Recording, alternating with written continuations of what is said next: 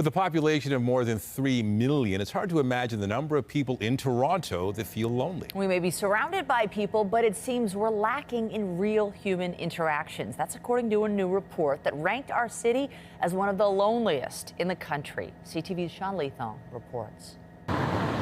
Has Toronto become a lonely city? According to a report from the Toronto Foundation, it is getting worse.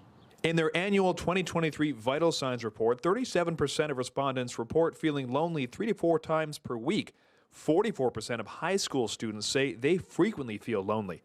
When speaking with Torontonians, the initial reaction is, for the most part, I don't think it's a lonely city. No, I don't think so. It's pretty crowded. There are people all around. Not really, no. I mean, we lived in New York and DC and Seattle and not really found Toronto any different than any other big city. But the Vital Signs report looks at loneliness as the relationships in your life that you trust, where you feel that you belong. And so I would say, if I was summing up this report, it's that a lot of folks in Toronto don't feel they belong. And that lack of belonging is leading to a need for more mental health support.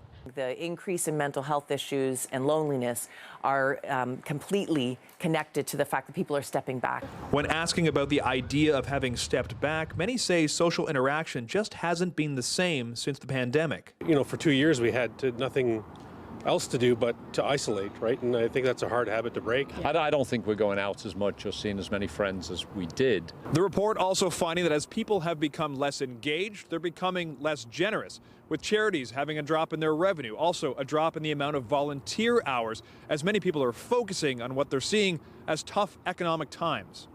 It's certainly become more expensive, no doubt about that. The report adding that 1/3 of Torontonians say household income is insufficient, and 17% of people in Toronto are living in overcrowded conditions. You know, right after the pandemic, we have the war in Ukraine. That's on everyone's mind. The stress that's involved with the economy. I don't know, people do seem a little bit on edge. Kevin White says a good place to start is with a pet. Get yourself a dog. It's great icebreaker.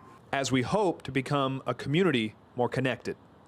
The Toronto Foundation is challenging citizens to go to their website and take part in something called the Power of Us campaign.